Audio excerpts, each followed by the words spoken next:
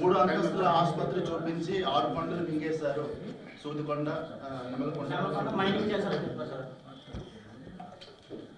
నల్లబొడ్లూరు కొండని ఎవడో అన్నాడు.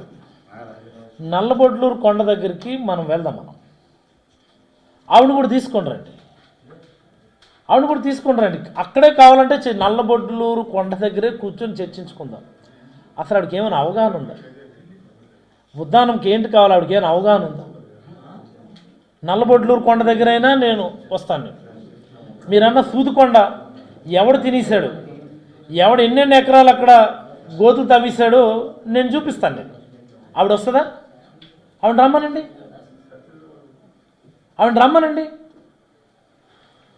ఇటువైపు ఏదైతే గొలికిస్తున్నారో ఒక 3 నెలల్లోనూ ఎవడైతే గొలికింది ఆడికెళ్ళి స్వీట్ పెట్టింది ఆవిడ. రారా నాయన అనుకుంది. మేము చెప్తున్నా వెళ్ళిపోరా నాయన అనుకుంది. అందరికీ నమస్కారం.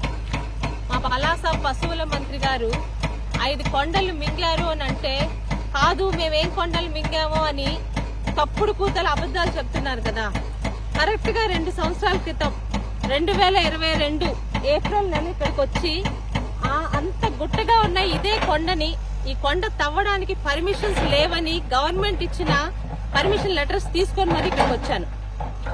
గాబరాగా కొండని తవ్వి మేము పేదలకి ఇక్కడ గ్రౌండ్ చేస్తున్నాము, పేదలకి మేము స్థలాలు ఇస్తున్నామని వాగారు.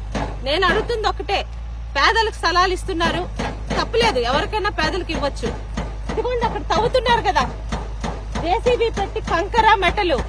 ఆ కంకర మెటలు ఎవడు అమ్ముకుంటున్నాడు, ఎవడు జోబులోకి వెళ్తుంది, దానిలోని ఎవడి వాటా ఎంత నేను అడుగుతుంది అదే. ఈ కొండకి పర్మిషన్ లేదు అని గవర్నమెంట్ ఇచ్చిన కాగితాలు నా దగ్గర ఉన్నాయి. ఈ కొండ ఇప్పుడు ఎవడు తవ్వుతున్నాడో పలాస ప్రజలందరికీ తెలుసు. ఇలాగ రోజుకొక కొండ, ఇది మందసాలో ఉన్న నల్లబొడ్డూరు కొండ. రేపటి నుంచి ఆ 6 కొండలు కదా, రోజుకొక కొండ మీ ముందుకు తీసుకొస్తానండి. ఇందులో అబద్ధం లేదు, మేము చెప్పిన బెదిరింపులు గాని మేమేదో అబద్ధాలు చెప్తున్నాం లేదు. కొండ ముందు నిల్చొని మా నాయకుల ముందు, ఇంతకు ముందు కనీసం గుట్టగా ఉన్న కొండ 2 సంవత్సరాలు ఇలా అయింది. 9 ఎకరాల కొండని ఎవడబ్బ సొమ్మని చెప్పి మింగుతున్నారో, అంత కోట్ల ఖరీదైన ఆ మెటలు కంకర ఈ రోజు కూడా ఎంత బరి తెగించి అక్కడ బరి తెగించి వాళ్ళు పగలు కొడుతున్నారు చూడండి. బరి తెగించి మరి జేసీబీలతో రోజు కంకర లోడ్లు వెళ్ళిపోతుంది. ఇంకొక 4 రోజులు ఎలక్షన్ టైంకి ఇక్కడ పూర్తిగా గ్రౌండ్ గా తయారు చేస్తారు. ఇంత బరి తగ్గిస్తుంటే ఇక్కడ ఉన్న ఎంపీ వాళ్ళకి వీళ్ళెవ్వరికి కూడా కళ్ళు కనిపించట్లేదండి. భయమట. నిన్న కాక మొన్న ఒక డాక్టర్ గా ఉన్న శ్రీధర్ అప్పలరాజు గారు వీళ్ళని చంపేస్తారని భయము. కొండని మా పక్క ఉంది కాబట్టి మేము ఇష్టం వచ్చినట్టు తవ్వుకుంటామని చెప్తున్నా. ఇక్కడ ఉన్న